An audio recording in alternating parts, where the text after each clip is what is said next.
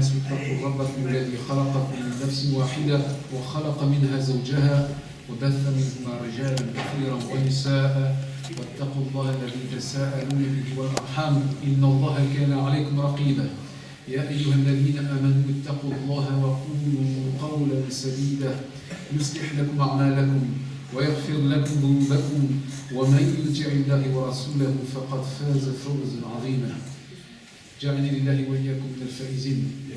أما بعد فإن أصدق الحديث في كتاب الله عز وجل وخير الهدي هدي محمد صلى الله عليه وسلم وشر الأمور محدثاتها وكل محدثة بدعة وكل بدعة ضلالة وكل ضلالة في النار. اللهم احفظنا من النار وما قرب إليها من قول وعمل. آمين.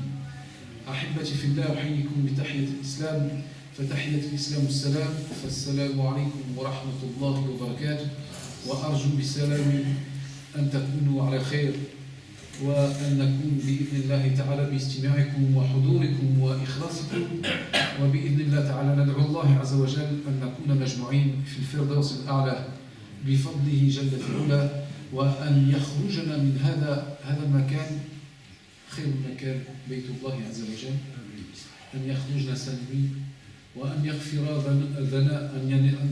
لنا ذنوبنا أجمعين وأن يرحمنا برحمته الواسعة وأن يجعلني وإياكم من الصادقين وجعلنا جميعا من الذين يستمعون القول فيتبعون أحسنه.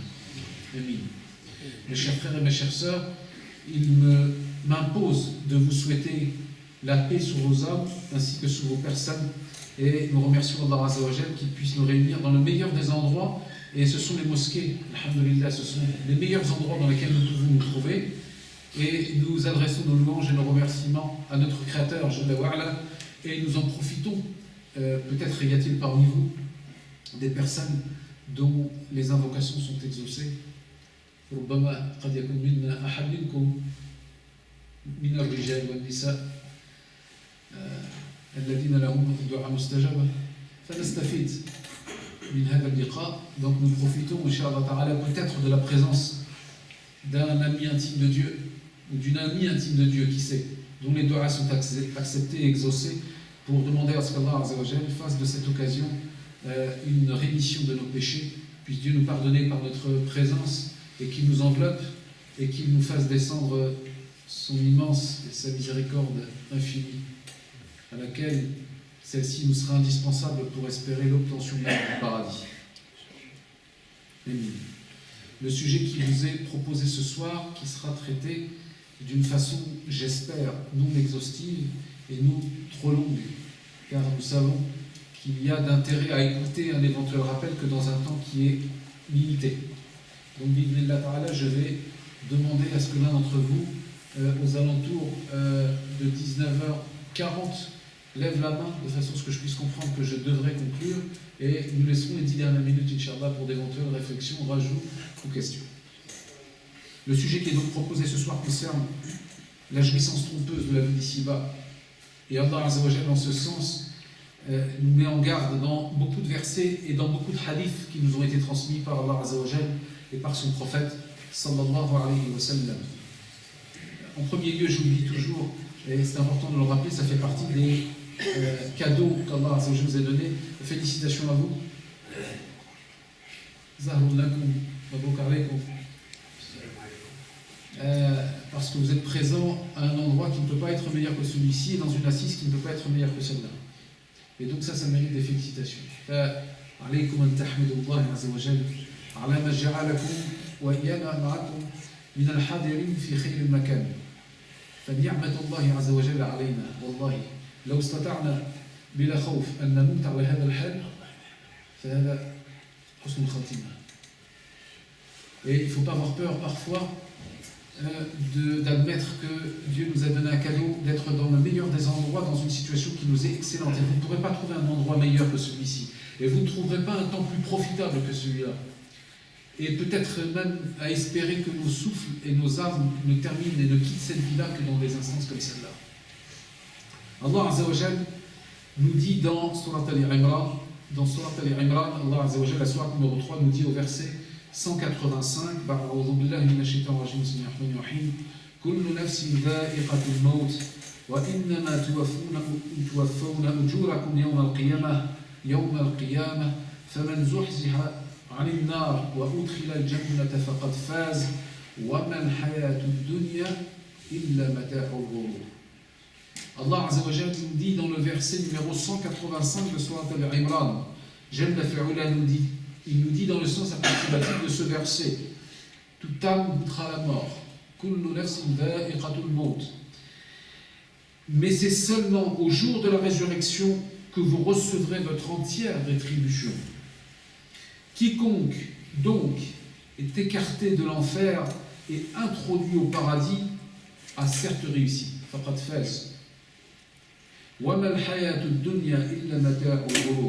Et la vie d'ici-bas n'est rien d'autre qu'une jouissance trompeuse, qui nous trompe. Il y a de la jouissance dans la vie d'ici-bas, il y a des belles choses, mais un certain nombre de ces choses nous amènent malheureusement à être rafil, à être ingrat et à oublier ce qui est essentiel et important. Donc ici, et la vie d'ici-bas n'est rien d'autre qu'une jouissance trompeuse. Cela nous amène à considérer la vie d'ici-bas, à dunya, comme une passerelle. D'ailleurs, certains philosophes et certains savants d'islam disent que dunya, c'est comme un pont. Elle te lie à un autre monde. C'est un moyen qui te lie d'un monde A à un monde B. De dunya al-akhira, de ta naissance jusqu'à l'akhira, il y a ce pont qui est hayat dunya, qui est la vie d'ici-bas. Ce pont. Et certains savants et sages nous disent, fais attention, prends garde à ne pas t'installer et à ne pas t'installer définitivement sur ce pont. N'aie pas d'amour pour le moyen, mais pour l'objectif. N'aie pas d'amour pour le moyen, mais pour l'objectif. Et ça, c'est une chose, vous savez, qui est importante à comprendre. Aimer un moyen, c'est autre chose que d'aimer la nécessité de ce moyen pour atteindre l'objectif. Je rappelle donc la traduction approximative, toute âme goûtera la mort, kullu nafsin dha'iqatul maut, mais c'est seulement au jour de la résurrection que vous recevrez votre entière rétribution. Quiconque donc est écarté de l'enfer et introduit au paradis aura certes réussi, et la vie présente n'est autre qu'un objet de jouissance trompeuse.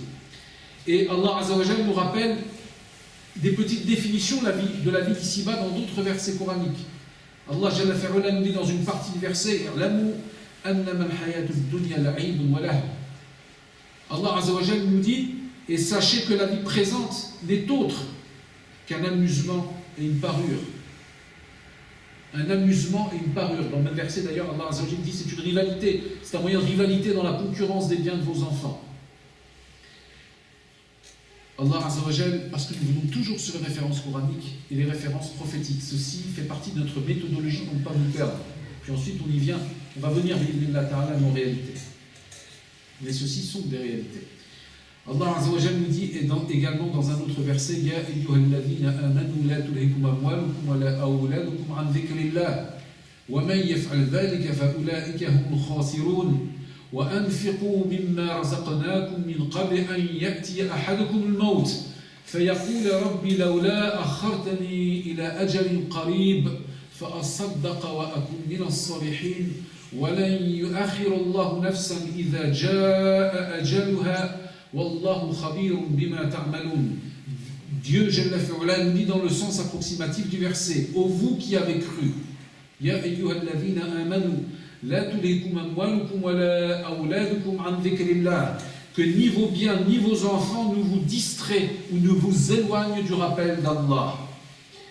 Wa man yaf'al dhalika fa ulaika humul khasirun. Et quant à quiconque d'entre vous fait cela, alors ceux-là seront les perdants. Wa anfiqu mimma razaqnakum min qabli an ya'ti ahadakum al-maut. Et dépensez de ce que nous vous avons octroyé avant que ne parvienne à vous la mort. Alors l'homme se dira, si au moins mon Seigneur, tu m'accordais un court délai, je ferai alors l'aumône et serai parmi les gens de bien. Et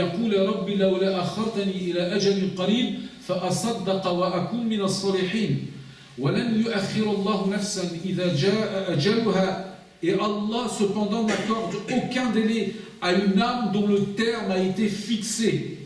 Wallahu khabirun bima ta'malun. Et Dieu demeure savant de ce que vous faites et informé de ce que vous faites. Sourate 63, versets 9 à 11.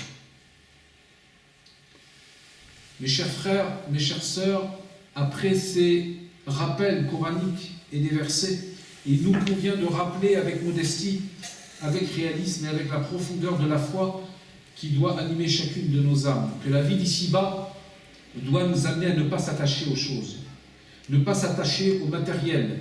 Chaque élément, chaque personne ou chose qui compose quelque chose dans ta vie est de passage. Tes enfants sont de passage, ton mari est de passage, ton épouse est de passage. Ton téléphone portable ne doit pas être l'objet de toute ton attention, jusqu'à ce qu'au lieu d'être un moyen de contact, il devienne le seul endroit dans lequel tu poses tes yeux, jusqu'à ce que tu penses que le portable devant être à ton service, le portable doit être à ton service, il doit être ton esclave, le rapport de servitude s'inverse. C'est toi qui deviens l'esclave du matériel que tu utilises chaque jour. Donc, la vie de dunya doit nous rappeler que les moyens qu'Allah Azzawajal a mis à notre disposition ne doivent pas être quelque chose auquel nous nous attachons. Le prophète sallallahu alayhi wa sallam nous dit dans un hadith: méprise les choses d'ici-bas, Dieu t'accordera, Dieu t'aimera, pardon. Méprise les choses d'ici-bas et Dieu t'aimera. Et méprise ce que possèdent les hommes et les hommes t'aimeront. Hadith rapporté par Nawawi. Ça ne veut pas dire qu'on déteste le matériel. Le croyant et la croyante ont un rapport au matériel qui est un rapport passager, qui est un rapport de moyens, mais qui n'est pas, tu ne peux pas être un rapport totalement lié à l'affectif, qui le lie à l'amour de cette chose au-delà de ce qu'elle doit être pour lui. Al-hawatif wal-maddiya wasail التي جعل الله عز وجل علينا لسهولات العلاقات والوسائل، لكن عليك إحضار يا أخي الكريم أن لا تكون محبتك على هذه الأمور، على هذه الأشياء. نجد أحيانا الناس عباد من المادة، عباد أصبحوا مع الأسف أصبحوا عباد. Malheureusement, là où l'homme doit être un roi sur l'intendance du matériel qui est devant lui, je répète, le rapport de servitude s'inverse à tel point qu'il est lui-même au service, voire même dans un rapport de servitude et d'esclavage à l'égard du matériel qui ne doit rien être autre qu'un moyen. Eshral, sallallahu alayhi wa sallam, prend de la vie d'ici-bas sa part. Et ici, un certain nombre de savants ont dit Nasib al-dunya, c'est le kfan, c'est le linceul. Prends ta part d'ici-bas, donne de l'importance. Un nasib de sa vie d'ici-bas, c'est le kfan. Donne de l'importance à ce qui t'attend. Le prophète sallallahu alayhi wa sallam nous rappelle également l'image d'un homme ou d'une femme qui doit être dans cette vie d'ici-bas comme un homme ou une femme qui est de passage et un voyageur. Kun fi dunya ka'annaka gharibun aw 'abirus sabil. Soit dans cette vie d'ici-bas comme un étranger ou un passant, quelqu'un qui passe, qui ne va pas s'attarder.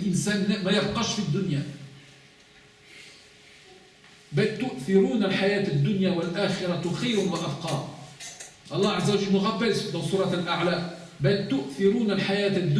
malheureusement vous avez donné trop d'importance à la vie d'ici-bas. Et la vie d'ici, de l'au-delà, est infiniment plus importante. Et elle restera. Elle est meilleure et elle perdurera. Le croyant et la croyante, alhamdulillah, ça fait partie de l'équilibre de notre foi, a le droit d'apprécier les choses qu'il possède et d'en profiter. Mais il ne doit pas s'y attacher. Il ne doit pas s'y attacher. Si tu perds ton téléphone que tu as acheté à 700 €, alors rabat-toi sur un téléphone qui en vaut 60 et qui te servira à l'objet pour lequel tu l'as acheté. Téléphoner.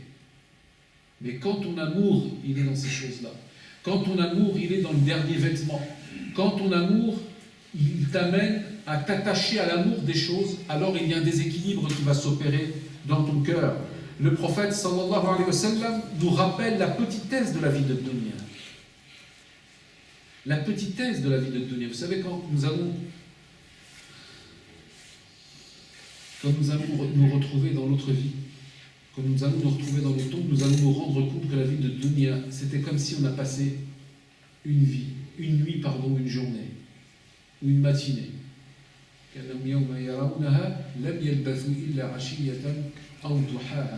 Le jour où ils la verront, quand ils se réveilleront, c'est comme s'ils avaient passé dans la vie d'ici-bas, un après-midi, ou une soirée, ou son aube. Alors que nous, on vit 50, 60 ans, et on a l'impression que c'est long, mais quand nous allons arriver à l'autre vie, pour moi, ça sera un claquement de doigts. C'est comme si vous avez fait ça. Ça va être comme ça. Et le prophète sallallahu alayhi wa sallam nous dit, ce bas monde par rapport à la vie future, sallallahu alayhi wa sallam, il nous dit dans ce hadith qui est rapporté par Muslim, ce bas monde comparé à la vie future s'apparente au geste de l'un d'entre vous qui met son doigt dans un fleuve et qu'il enlève son doigt, qu'il observe ce qu'il reste sur le bout de son doigt et ce qu'il peut en retirer. La vie de dunya, c'est ça. Tu mets ton doigt dans un fleuve, tu sors le bout de ton doigt, bilma, et dunya, c'est ça. Ce n'est rien d'autre que ça. Fudayl, qui fut un compagnon, il nous dit zuhd, l'ascétisme, zuhd, c'est de se contenter, l'ascétisme, c'est-à-dire le fait d'avoir un peu de recul, c'est de se contenter de ce qui est halal, c'est de se contenter de ce qui est licite. Ton appétit dans la vie de dunya ne doit pas être autre chose que cela. Tu n'as pas le dernier téléphone, ce n'est pas grave. Tu n'as pas le dernier t-shirt de qui?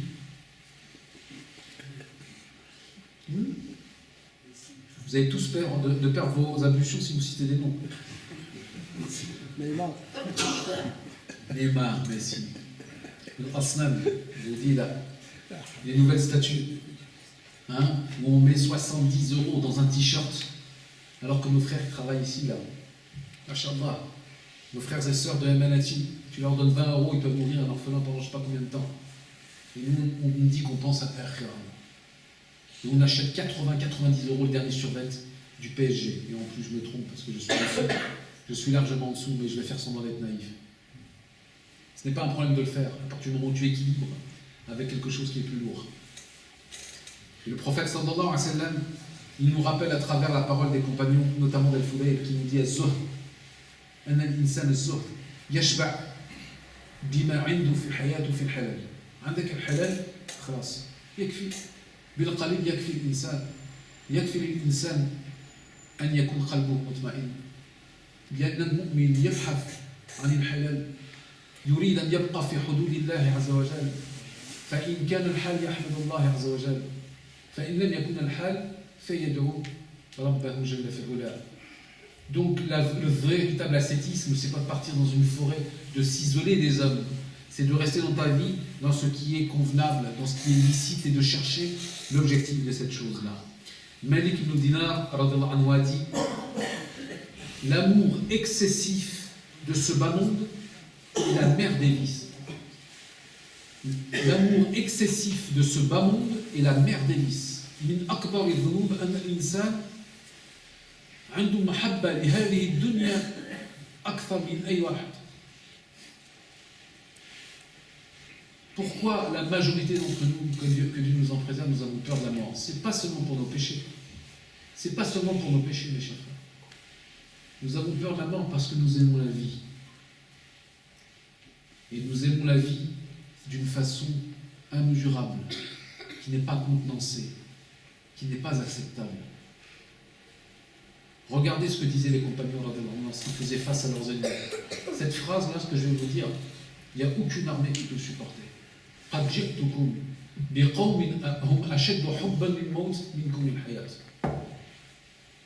Certains compagnons, quand ils se présentaient face à leurs ennemis, disaient: moi je viens avec des hommes qui derrière moi ont plus d'amour pour la mort que vous n'en aurez jamais pour la vie.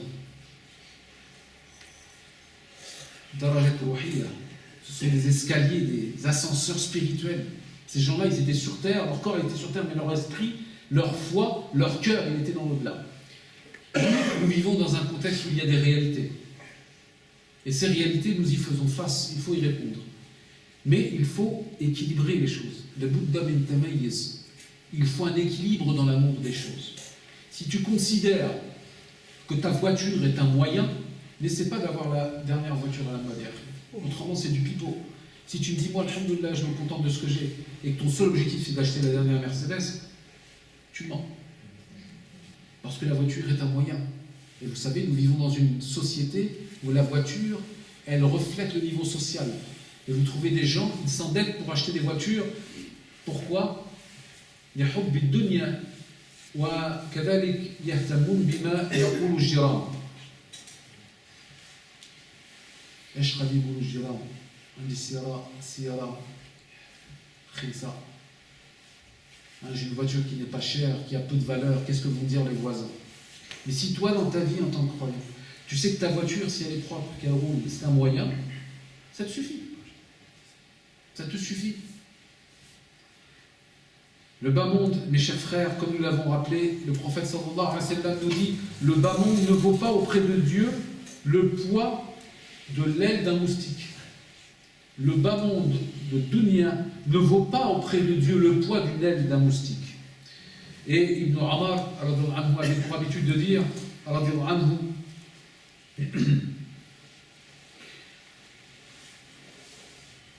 parvenez le soir et n'attendez pas le matin. Et parvenez au matin et n'attendez pas le soir. Bref, ce qui est important ici, c'est de donner un sens ou une mission, comme nous l'avons rappelé, à notre vie. Les choses doivent être un moyen et non pas un objectif. Et celui qui considère l'objectif, qui considère le moyen comme un objectif, est un imbécile. Celui ou celle qui considère le moyen comme un objectif est un imbécile. Un dicton nous dit, regardez bien, parce que ce sont des sagesses qui nous font comprendre, qui nous éclairent sur le sens de la vie. L'imbécile vit pour manger. L'imbécile vit pour manger. L'intelligent mange pour vivre. C'est ça la différence qu'il y a entre quelqu'un qui est sot et quelqu'un qui est intelligent. L'un considère le premier comme un moyen, le second comme un objectif. Le sot et l'imbécile vit pour manger. L'intelligent mange pour vivre. Tout ça, c'est très clair dans nos têtes. Et un compagnon nous disait, quand ce bas monde s'installe dans le cœur, le souci de la vie de l'au-delà part ailleurs.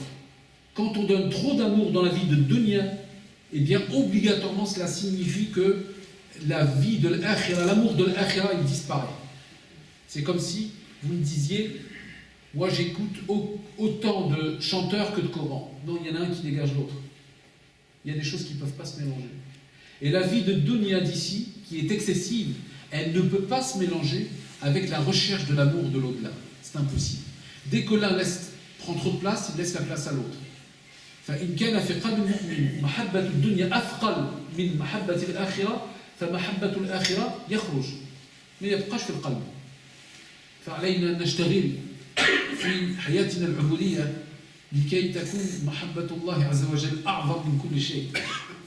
C'est à nous, dans nos vies d'adorateurs, dans nos adorations, de faire en sorte que le souci de l'au-delà et l'amour de Dieu soit notre premier objectif, mes chers frères et sœurs. Donner du sens à sa vie et à son existence. Finalement, nous devons nous occuper de nous. Et pour nous occuper de nous, il faut aller vers les actes qui méritent l'amour de celui vers lequel nous allons retourner. Et finalement, même, nous pouvons dire que si nous cherchons à savoir comment quelqu'un prend soin de lui, je parle sur le plan spirituel, je ne parle pas de la salle de bain. Je parle de salle de bain. Certains passent plus de temps dans la salle de bain que fait Sojo dans la quoi. Tu sors dehors, tu mets 3 parfums. Même tes voisins à 200 mètres, ils te sentent. Et quand tu vas à la mosquée, tu mets tes affaires, les vêtements les plus, ce que tu trouves sous la main. Tu ne te pagnes pas de parfum. Tu y vas, tu ne sais même plus sur le chemin si tu as tes ablutions ou tu ne les as plus. Nous ne donnons pas d'importance, c'est l'izma. Nous ne donnons pas d'importance et de grandeur aux choses qui nous sont essentielles. Ça ne veut pas dire que tu n'as pas le droit de te parfumer, c'est pas ce que je suis en train de dire. Et ça ne veut pas dire que tu n'as pas le droit d'être élégant, ce n'est pas ce que je suis en train de dire. Mais qu'à partir du moment où tu le fais pour la vie d'ici-bas, il faut également en premier lieu que tu puisses le faire pour ton Créateur. Donner du sens à sa vie et savoir comment quelqu'un prend soin de son être sur le plan spirituel. Je peux savoir comment tu t'occupes de toi dans la façon que tu auras de t'occuper des autres. Si toi, tu penses être à l'aise spirituellement avec toi-même, mais malheureusement la personne ne s'occupe pas de son père, elle ne s'occupe pas de sa mère, elle ne s'occupe pas de ses enfants, elle ne s'occupe pas de ses voisins, il ne s'occupe pas des autres, alors il ne peut pas être bien avec lui-même, ce n'est pas possible. أحبتي في الله علينا أن نتذكر أن الإنسان حينما سيرجع إلى الله عز وجل لا يأخذ معه شيئا. Il en est de notre devoir de nous rappeler que lorsque nous allons revenir dans notre vie, nous ne ramènerons rien avec nous. Étonnant est la vie, comme disait un savant. Étonnante est la vie. Subhanallah. Regardez la vie du croyant. Lorsqu'un enfant sort du ventre de sa mère, tout le monde rigole à la naissance autour de la maman, sauf celui ou celle qui naît, car il sort du ventre de sa mère en pleurant. Quant au croyant et la croyante, étonnant est son hal, étonnant est son cas. Lorsqu'il est dans la tombe, tout le monde pleure autour de lui, sauf lui. فعلينا أن نكون بإذن الله تعالى بأسباب العملية العمل سعداء في قبورنا. Nous espérons que Dieu puisse nous faire accomplir les actes qui nous rendront heureux dans nos tombes et satisfaits. Vous connaissez peut-être l'histoire qui nous a été racontée par Cheikh al-Ghazali, rahimahullah, qui décrit la scène d'un homme qui rentre dans une forêt. Et lorsque cet homme rentre dans la forêt, il est poursuivi par un lion. Donc cet homme, il court, parce que derrière lui, il y a un lion. Donc il se dépêche, il court. Le lion court derrière lui jusqu'à ce qu'il arrive à un puits. Et lorsqu'il arrive à un puits, il saute dans le puits, il se rattache à une corde. Il s'attache à une corde. Lorsqu'il regarde au-dessus de lui, il s'attache à la corde et il voit le lion qui l'attend avec sa grande bouche, pas des autres choses. Il n'attend qu'une chose, c'est de le manger. Et lui il est accroché à la corde, au fit taht, et en bas, il y a un énorme serpent qui l'attend, qui lui aussi n'attend que cet homme craque sur la corde pour venir le dévorer.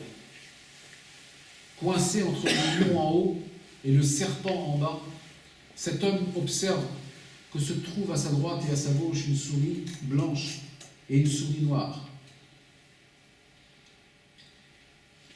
Et lorsqu'il est au milieu et qu'il est attaché à la corde, il voit que la souris blanche et la souris noire commencent à venir sur la corde et commencent à la manger, jusqu'à ce que la corde se désépaississe. Cet homme est promis à une perte, qu'elle vienne du haut ou qu'elle vienne du bas. Et tout d'un coup, face à lui, autour de ce puits, il trouve comme on dit, une ruche. Et il trouve du miel. Et lorsqu'il trouve du miel, il met son doigt dedans et il goûte le miel.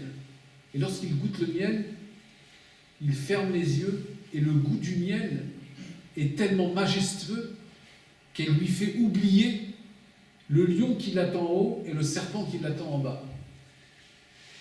Vous avez compris à peu près? Cheikh al-Ghazali, rahimahullah, il nous dit, le lion qui courait derrière lui, derrière cet homme, c'est la mort. Le serpent qui est en dessous, c'est sa tombe.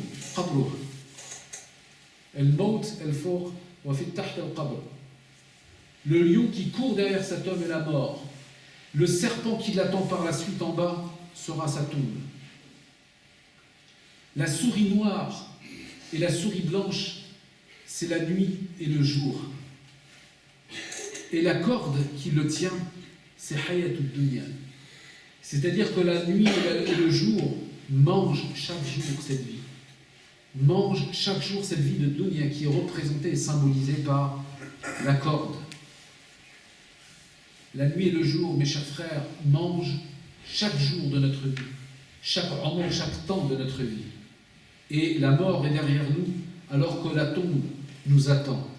Et le cheikh il dit, lorsque l'homme a goûté le miel, c'était la vie de dunya, à tel point que lorsqu'il a goûté le miel, il en a oublié la mort, il en a oublié la tombe. Et que parfois le miel pour nous, c'est la vie de dunya, c'est mahabbatu dunya. Cet amour de la vie qui nous fait oublier ce qui est essentiel pour nous, à savoir la crainte de la mort et la destination de la tombe. Mes chers frères, mes chères sœurs, bi'idhnillah ta'ala, nous allons modestement nous rappeler que la vie n'est qu'un passage. Al-hayat ad-dunya wasila ila insha'Allah ta'ala bi fadli wa rahmati ila al-jannah. La vie d'ici-bas est un moyen dont nous espérons qu'elle ne soit qu'un chemin et un moyen qui nous mènera vers la satisfaction divine et l'obtention du paradis. Nous allons, bi'idhnillah ta'ala, donner 3 petits conseils modestes qui vont, dans notre vie en 2019, nous aider à faire en sorte que le lion soit loin, que l'amour de la vie d'ici-bas, elle ne puisse pas prendre le pas sur la crainte de la tombe et que nous ne puissions pas trop nous attacher au miel. 3 conseils qui sont légers, mais lourds à appliquer, légers à dire et lourds à appliquer, et au moins on va repartir avec quelque chose, Inch'Allah. Le premier de ces conseils, mes chers frères et mes chères sœurs, particulièrement les frères dans un premier temps, c'est de fréquenter les mosquées, de venir à la mosquée. Au moins, si tu es étudiant, ou tu es ouvrier, ou tu travailles, au moins tu viens 1 fois par jour. 1 fois par jour, je vais faire l'effort, soit au subh ou à l'isha, hasab al-awqat, hasab al-shughul wal-anab, en fonction de mes heures de travail ou de mes études, au minimum, je vais me faire le défi, Inch'Allah, au moins de venir 1 fois par jour à la mosquée. Parce que lorsque je vais venir 1 fois par jour à la mosquée, vous savez, le mal de crâne que j'ai, je sais que le doliprane, qui est qu'un moyen, c'est un moyen de guérir, ce n'est pas, c'est une cause, pardon. C'est une cause qu'Allah Azzawajal a créée parmi d'autres causes pour pouvoir enlever le mal de tête. Eh bien, cette vie de dunya nous aspire. Et parfois, il suffit d'une prière à la mosquée. Alhamdulillah, nusalli marra faqat kulla yawm fi al-masjid wa al-insan yansa ad-dunya. Au début, tu viens, tu t'es dit, je vais prendre la discipline, je vais essayer de faire l'isha ou soir pour l'asr, hasab al-awqat. Et quand tu vas être dans la mosquée, tu vas tellement être sali de la souillure de dunya qui t'attend dehors, que tu auras plaisir à rester à l'intérieur. Tu vas te dire, alhamdulillah, ça me fait du bien, je m'assois, au moins je fais ma prière à l'heure, au moins je fais mes afkar. L'insan, حينما يصلي بوحده في داره سعيد باش الإنسان يتمسك بالأفكار. لأن الشيطان يجي في المسجد الحمد لله كان البيئة والمحيط والأحباب نشوفوا بعض الرجال والنساء ما شاء الله ملتزمين بالأفكار. وفي العبادات وفي ذلك فليتنافس المتنافسون. Dans tout ce qui est du domaine des adorations, de ce qui m'élève vers Dieu, si à la mosquée je vois des gens qui font mieux que moi, je les regarde et je les envie pas dans le mauvais sens. Je me dis, Masha'Allah, si je peux être comme eux, voire plus encore, sans qu'Allah ne leur enlève cette chose-là. Parce que si on en arrive à ça, là, c'est autre chose. Mais la mosquée, c'est un endroit qui est important pour le croyant. Même si tu ne parles pas, même si tu parles à personne, même si tu t'assois, tu fais ta prière, il y a quelque chose dans la mosquée qui t'enveloppe de l'amour d'Allah Azzawajal. Et ce lieu n'est pas le commun des lieux. Donc, ici, comme on l'a dit, أن تصلي يا عبد الله على الأقل مرة كل يوم في المسجد. Au moins, Inch'Allah, chaque jour, tu essaies de venir au moins 1 fois à la mosquée. Et si tu ne peux pas parce que tu es en déplacement, eh bien tu essaies, Inch'Allah, là où tu te trouves en déplacement d'y aller. Et le samedi et le dimanche, quand tu es dans ta ville, Masha'Allah, tu t'accroches. Et le week-end, tu mets la gomme un petit peu plus haut.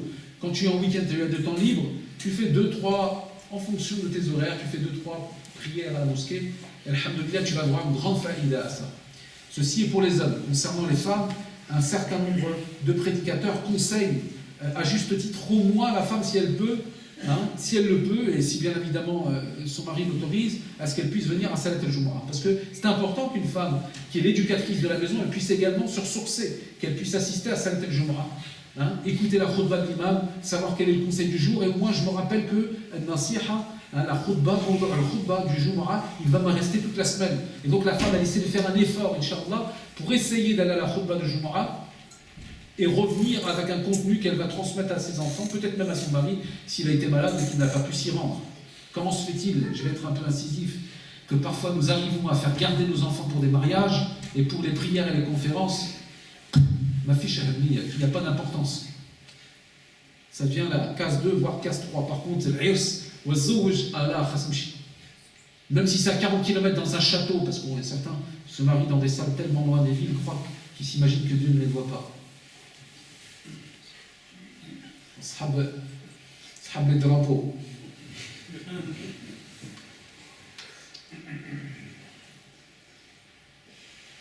Vous en avez, subhanallah, il y en a qui croient, qui pensent que parce qu'on va loin dans les villes, on loue des fermes ou des grandes salles, ils pensent qu'Allah Azza wa Jalla yashufouj. Donc, donne de l'importance pour ce qui a de la valeur. Fais garder tes enfants pour des choses qui sont essentielles, pas pour des choses qui t'emmènent, Allah hafad, il aime manakir, vers les mauvaises actions. Donc, mon frère, ma soeur, essaie une fois par jour ou une fois par semaine concernant les femmes, Inch'Allah ta'ala, de fréquenter les mosquées. Le deuxième des conseils qui nous permet de nous détacher de dunya et de viser l'akhira, c'est le fait de pratiquer bi'idhnillahi ta'ala les du'a, de faire des du'a, d'invoquer Allah Azza wa Jalla. Lorsqu'un homme vous demande 3 fois la même chose, en 10 minutes, l'insan il ne supporte plus. La personne, tu m'as demandé ça il y a 5 minutes, tu reviens 5 minutes plus tard, puis 5 minutes plus tard. Et plus la personne va te demander, moins tu vas accepter, et plus toi tu vas être énervé contre le demandeur. صح ولا لا؟ إذا كان الإنسان يكثر نفس السؤال يطلب يطلب يطلب يطلب يطلب يطلب الإنسان مرتين عيان ما يحملش حبس جيت طلبت مرة يكفي مرتين بزاف بالعكس. Mais Allah Azza wa Jalla al-aqs. Avec Dieu, c'est l'inverse. Moins tu lui demandes, et plus il est en colère contre toi. Inna Allah Azza wa Jalla yuhibbu min al-'abd an yatlub. Yuhibbu min al-'abd an yasjud. Yuhibbu min al-'abd an yas'al. An yad'uwa. Allah Azza wa Jalla, il aime de son serviteur qui lui demande avec insistance 2, 3 fois, 4, 5, 50 fois. Il aime ça. Parce qu'Allah Azza wa Jalla, il aime de son serviteur, homme ou femme, croyant ou croyante, que celui-ci se mette à son assujettissement le plus profond. Il aime ça, Allah Azza wa Jalla. Donc il faut faire bi'idhnillahi ta'ala des du'a. Et le prophète sallallahu alayhi wa sallam avait pour habitude de dire Allahumma jaddid al-iman fi qalbi. Allahumma jaddid al-iman fi qalbi. Oh Allah, renouvelle ma foi dans mon cœur. Oh Allah, renouvelle ma foi. Renouvelle la foi dans mon cœur. Parce que la foi, elle doit être renouvelée par les du'a. Thabbit qalbi ala dinik. Ya Allah, ya muqallib al-qulub. Thabbit qalbi ala dinik. Comme sallallahu alayhi wa sallam. Le prophète sallallahu alayhi wa sallam avait pour habitude d'invoquer Allah Azza wa Jalla en disant: ô toi qui raffermis les cœurs, maintiens mon cœur à ta religion. Ahna hasabna بأننا صلينا 3 مرات مثلا صلاة الصبح في الوقت وصلنا على درجة العلماء. Nous, on a un piège dans nos têtes qui vient de Shaitan. C'est parce que 3 jours de suite, j'ai fait le subh à l'heure en jama'a, j'ai l'impression que je suis arrivé au-delà des savants. On a une chose qu'on n'a pas compris. C'est que même si tu es rigoureux pendant 30 ans, si Allah Azza wa Jalla le veut, demain tu peux ne plus l'être. Et que ta rigueur, elle n'est donnée que par Allah. Elle dépend de tes efforts, mais elle n'est donnée que par Allah Azza wa Jalla. Al-istiqama hadiyatan min Allah Azza wa Jalla. سئل النبي صلى الله عليه وسلم قال قل لي قولا لا يسأل عنه أحدا غيره. ايش قال صلى الله عليه وسلم؟ قل آمنت بالله ثم استقم. الإيمان والاستقامة. Le prophète sallallahu alayhi wa sallam a été interrogé par un homme qui lui a posé une question extraordinaire. Regardez l'intelligence des compagnons.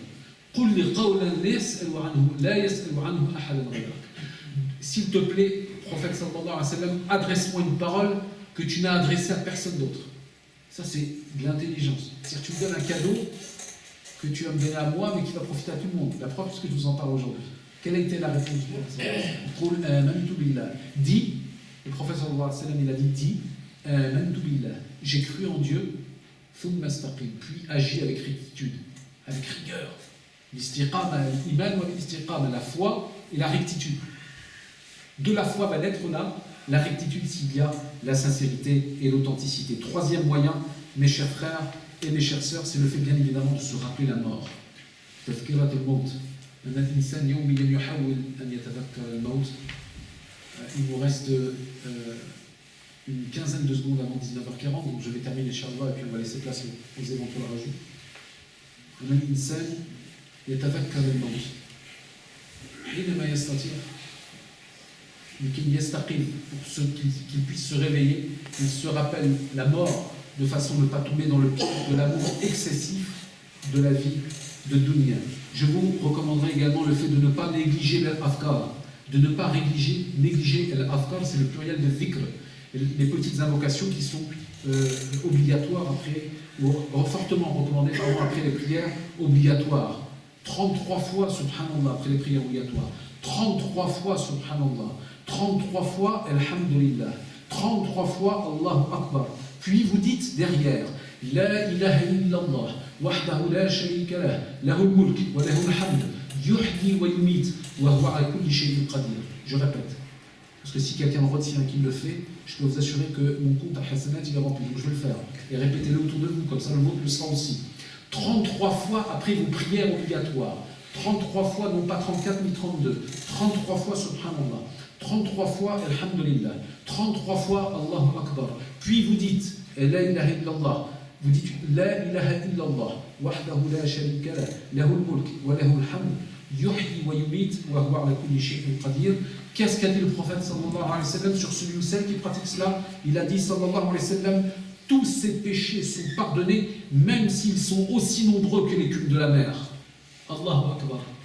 Après une prière obligatoire, vous prenez cette rigueur et vous demandez à Allah Azza wa Jal qu'il, Inch'Allah, nous maintienne dans cette rigueur, qu'il nous donne l'amour de l'akhira et le respect que nous devons pour la vie de dunya qui doit être un moyen et un objectif. أسأل الله عز وجل لي ولكم التوفيق والثبات. اللهم إنا نسألك علما نافعا ورزقا واسعا وقلبا خاشعا ولسانا حافظا شاكرا وآخر دعوانا الحمد لله رب العالمين. Peut-être y a-t-il des rajouts, des timides, je ne les prendrai pas. Après, c'est je vous le dis tout de suite, parce que souvent, après, il y a toujours une ou deux personnes qui disent Mohamed, j'ai une question. 6 questions, on rajoute, Inch'Allah, après, c'est en heure supplémentaire.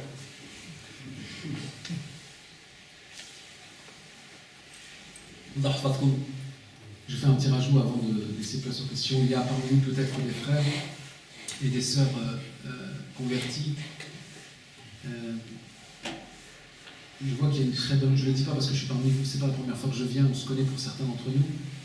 Il y a une très bonne ambiance dans cette mosquée. Remercie Allah Azza wa Jal déjà du cadeau qu'Allah Azza wa Jal nous a donné, d'avoir une bonne équipe, un bon staff de personnes qui travaillent, un bon imam, mashallah, qui vous fait des bonnes khutbahs, des bons sujets, des frères qui essaient d'assurer au maximum la traduction, qui font des efforts pour qu'il y ait des activités, etc. Et puis également, c'est un conseil que je donne, et c'est pas pour moi, parce que moi je suis de passage, je serai de cette ville, on pourrait croire que je parle pour moi, mais ce n'est pas le cas. Prenez soin de nos frères et sœurs convertis qui parfois vivent dans leur vie privée, dans leur vie familiale, des situations très difficiles. S'ils ne trouvent pas une famille parallèle à celle qu'ils ont parfois sacrifiée, c'est compliqué. Donc, Inch'Allah Ta'ala, je vous fais confiance pour prendre soin d'eux et d'elles, s'ils sont parmi nous, Inch'Allah.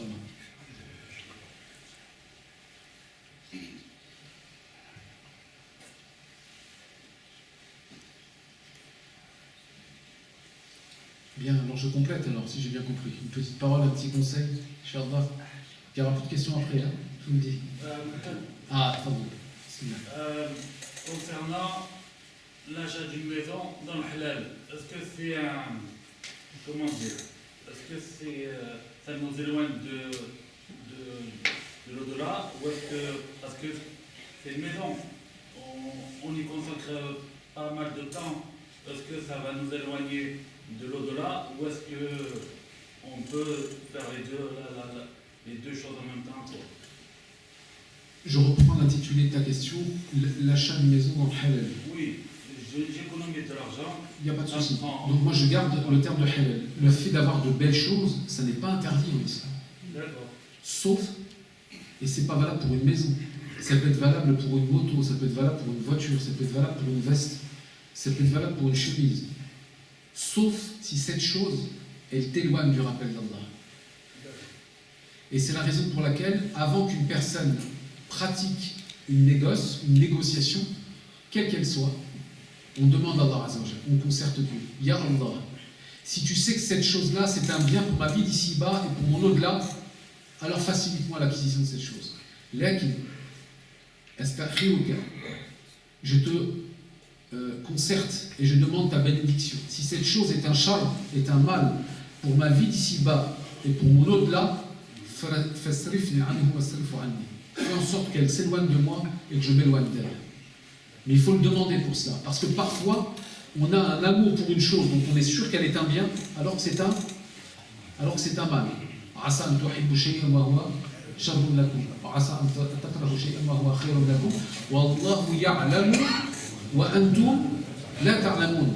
Il se peut que vous ayez de l'amour pour une chose alors que celle-ci est un mal, et que vous ayez de l'adversité pour une chose alors qu'elle est un bien, et Dieu sait alors que vous ne savez pas.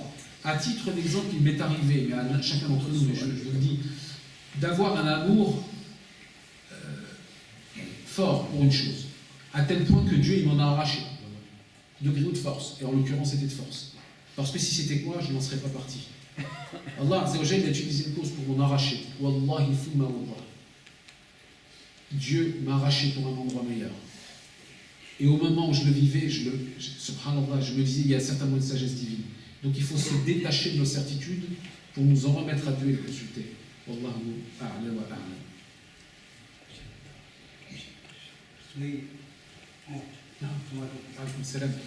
J'ai habité dans un HLM. Ma priorité, j'ai des voisins. Faire le bien, respecter les voisins. J'ai un voisin musulman, j'ai un voisin qui sont athées, et un voisin qui sont chrétiens, judaïsants. Ma priorité, quelle est ma priorité vis-à-vis de ces voisins? C'est le voisin musulman, c'est le voisin athée, celui qui est dans autre religion que l'islam. Quelle est ma priorité? Pour rendre service. Ou un bien. La priorité, c'est votre maison, dans un premier temps. C'est vos proches, votre épouse et vos enfants. Ça, c'est le minimum, c'est la priorité des priorités. Et ensuite, on ne peut pas numéroter. Ce qui est certain, c'est que vous ne pourrez pas vous adresser de la même façon aux uns qu'aux autres. Quelqu'un qui croit en Dieu, on ne peut pas parler de la même façon avec lui que quelqu'un qui n'y croit pas. Mais il y a un autre côté. C'est l'ihsan. C'est la bienveillance et la bienfaisance. C'est-à-dire que vous allez répondre à leurs besoins si ceux-là sont en conformité avec notre religion. Si vous savez qu'un des trois est en difficulté avec ses enfants, vous serez là. Si vous savez qu'un des trois est en difficulté matérielle, vous serez là. Et c'est ce qui va réunir votre comportement. Parfois, nous avons l'impression que pour véhiculer la religion, et c'est vrai dans certaines circonstances, il faut parler, il faut leur parler. Des fois, le comportement, je peux vous assurer qu'il résout bien des soucis et des problèmes. Je vous en parlerai après. Mais, la priorité, c'est d'avoir un bon comportement vers les trois. Et ce qui réunit les trois, c'est le fait de faire dua pour le hidayah. Allah Azza wa Jalla, il les guide, Inch'Allah, et qu'il fasse de vos efforts une cause de l'entrée au paradis. Non. Wa salam. Je parlais tout à l'heure de l'amour pour les enfants. Et donc, et aussi, tu as fait le parallèle du moyen et de l'objectif. Est-ce que tu pourrais nous donner des conseils justement pour que cet amour qui est naturel vis-à-vis des enfants fasse qu'en fait, ça dépend de notre objectif et que nous veillons sur notre religion? Barakallahu fik. C'est une très bonne question. Des fois, il faut se faire un peu de violence. Moi, je ne peux pas me mettre à la place d'une femme et à la place d'un homme qui souhaiterait avoir un enfant et qui n'y arrive pas. Des fois, vous trouvez des couples. La personne, ils sont stériles, l'un des deux, ils n'ont pas d'enfant. Et des fois, c'est difficile à vivre. Parce que vous savez, quand vous allez chez vos voisins ou chez des amis qui ont des enfants que vous n'en avez pas, ça fait mal au cœur. Vous avez des mamans, des femmes qui ont tout leur cœur à donner de l'amour à un enfant. Et aussi difficile que ça puisse être à entendre et facile de le dire, parfois il y a un bien. Je prends l'exemple d'un couple qui n'a pas d'enfant, je vais venir sur celui qui en a. Parce que des fois, je vous le dis honnêtement, ça va peut-être être un peu difficile ce que je vais dire, mais c'est vrai. Il vaut mieux ne pas avoir d'enfants que d'avoir des enfants qui provoquent chez nous les cheveux blancs, qui provoquent chez nous notre perte, qui seront la cause de notre éloignement d'Allah Azza wa Jalla. Et donc, en ce sens, les enfants sont un moyen et non un objectif. Et lorsque nous aimons nos enfants, nous devons les aimer, c'est un sentiment naturel, un penchant naturel qu'Allah Azza wa Jalla il a mis dans le cœur des hommes et dans le cœur des femmes. Néanmoins, parfois, on aime mal. Aimer, ça ne veut pas dire aimer sans limite.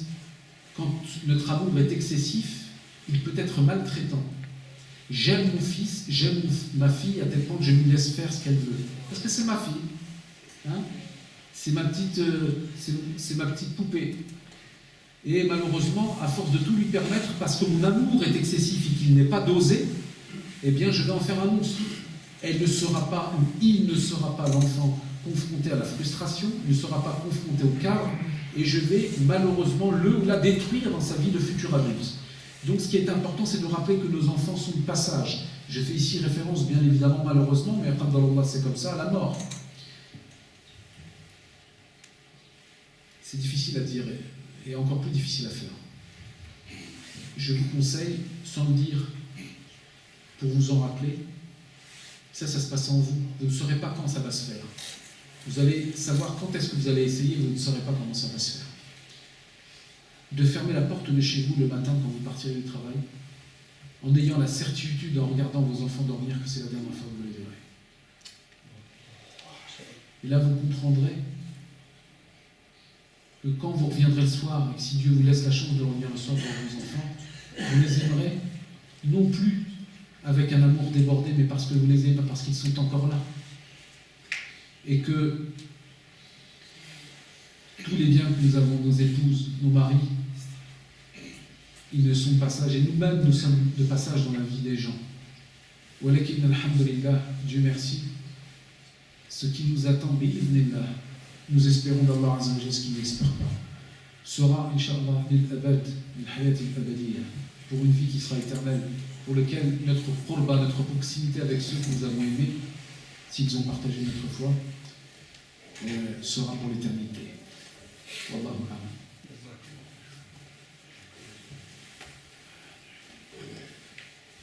Non. Très bien, donc là on va s'arrêter à cela ce soir. Avant de conclure, c'est toujours un peu particulier, mais je vais quand même le faire. D'abord remercier tous ceux et toutes celles qui ont organisé et contribué à l'organisation de ce boss.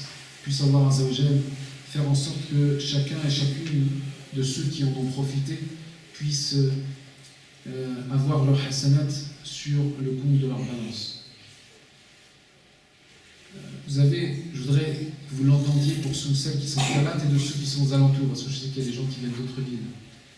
C'est une ni'ma, c'est un bienfait d'être dans une ville où il y a des dons, où il y a des rappels, où il y a des professeurs, où il y a des ahbab, où il y a des gens qui se décarcassent pour le bien de cette communauté. Et c'est une grande chance. Donc remercier Allah Azza wa Jalla pour cela, mais remercier Dieu ne suffit pas parfois. C'est beaucoup, bien sûr, c'est même l'essentiel. Il faut aussi aller voir les gens, il faut les encourager, parce que nous on fonctionne à la parole aussi. Ça fait du bien d'avoir la satisfaction, ça fait du bien aussi d'avoir un peu de recommandations et d'encouragement à cela. Parce que généralement, quand ça ne va pas chez nous, on le sait, on le verbalise. Alors quand ça va bien, il faut aussi le dire. Ça fait partie aussi du comportement du croyant et de la croyante. Je vous enjoins, ainsi que moi-même, à agir avant de mourir. Et en ce sens, nous avons parlé hier au Pontet du sacrifice à 56, Inch'Allah, je termine. À terminer par des bonnes actions. Et terminer une journée par une bonne action, c'est une chance de me dire que si je meurs cette nuit, alhamdoulilah, j'aurais terminé par une bonne action. je viens en tant que conférencier, et c'est un plaisir d'avoir fait la tournée dans les mosquées. Dans ma ville de Tours, j'ai les Tours exactement, dans le 37, c'est dans l'Indre-et-Loire, le centre de la France, à peu près à 600 km d'ici.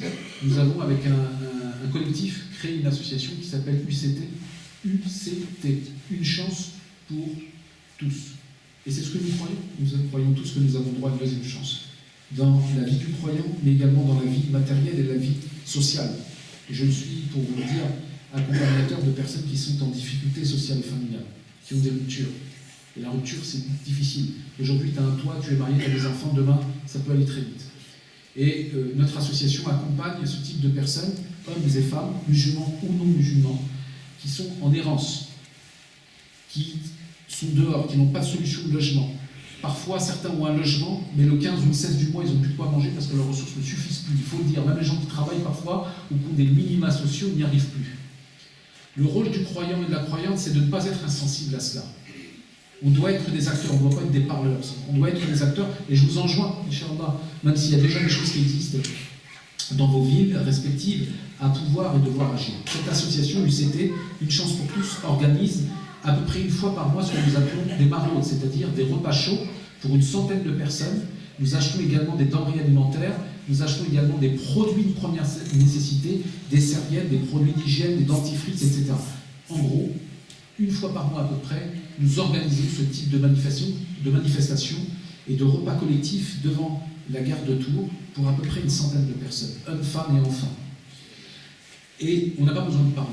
On ne dit pas qu'on le fait au nom de l'islam, parce que ce que nous sommes suffit pour prouver que nous sommes des citoyens qui avons une foi intime et qui agissons pour le bien de la société dans laquelle nous vivons. Alhamdulillah, nous essayons de budgétiser à chaque fois nos maraudes. Alhamdulillah, on y arrive toujours. Mais lorsqu'on se déplace, on essaie d'obtenir aussi de l'aide en dehors de Tours pour organiser ces maraudes. Et donc, pour nous aider à financer notre prochaine maraude, Inch'Allah, je vous enjoins à pouvoir participer, ne serait-ce que par un simple don. Une boîte est mise à votre disposition dans cette salle là-bas. Je crois la boîte elle est par là, juste devant la porte. Et il y a également une boîte dans la salle des sœurs. Pourquoi je vous dis ça? Terminez votre journée par une bonne action, même si c'est par un petit don. Deuxième point, as-sadaqa, une aumône, quelle qu'elle soit, ça peut être la cause de la guérison. Le prophète sallallahu alayhi wa sallam, il a dit as-sadaqa qad takun sababan min sabab al-shifaa. Donc je vous enjoins, barakallahu fikoum, à participer et à inciter à participer par de simples dons pour nous aider, Inch'Allah ta'ala, à organiser notre prochaine maraude. Donc il y a deux boîtes, et également le frère Daoud, il a, pour ceux à qui Shaitan il a boxé un petit peu, en disant j'ai pas pris de monnaie sur moi, le frère Daoud il a sur lui un terminal bancaire qui peut permettre de faire des dons par carte bancaire tout de suite, maintenant et ce soir. Vous pouvez suivre l'actualité de nos maraudes sur un compte Facebook qui s'appelle UCT37, qui est connu depuis des années. Nous faisons des maraudes depuis un certain nombre d'années maintenant. Et c'est une action de bienveillance, de bienfaisance auquel je vous enjoins, Inch'Allah, de nous donner, bi'idhnillahi ta'ala, un coup de main et de pouvoir nous épauler dans l'accomplissement des bonnes actions. Rappelez-vous, terminez votre journée par une bonne action, par un don, et n'oubliez pas que vous avez peut-être dans vos entourages un époux, une cousine, un voisin qui est malade. Et prenez la niya de faire la sadaqa en espérant qu'Allah Azza wa Jal puisse le doter ou la doter d'une guérison complète. نسأل الله عز وجل أن يجعلني وإياكم من المحسنين. اللهم ارزقنا اليقين، اللهم يسر حسابنا يوم لا ينفع مال ولا بنون إلا من أتى الله بقلب سليم. اللهم أعني على ذكرك وشكرك وحسن عبادتك. اللهم ارزقنا الجنة وما يقرب إليها من قول وعمل، ونعوذ بك من غضبك وسخطك والنار وما قرب إليه من قول وعمل. اللهم إنا نسألك علما نافعا ورزقا واسعا وقلبا خاشعا ولسانا حافظا شاكرا. اللهم إنا نعوذ بك من أن نشرك بك شيئا نعلم ونستغفرك لما لا نعلم. اللهم وفق كبارنا وشيوخنا وأصلح ذريتنا وأولادنا وبناتنا ووفقهم جميعا مما تحب وترضى. اللهم طهر قلوبنا من النفاق وألسنتنا من الكذب وأعمالنا من الرياء. اللهم إنا نسألك حبك وحب من يحبك وحب العمل يقربنا إلى حبك يا ذا الجلال والإكرام.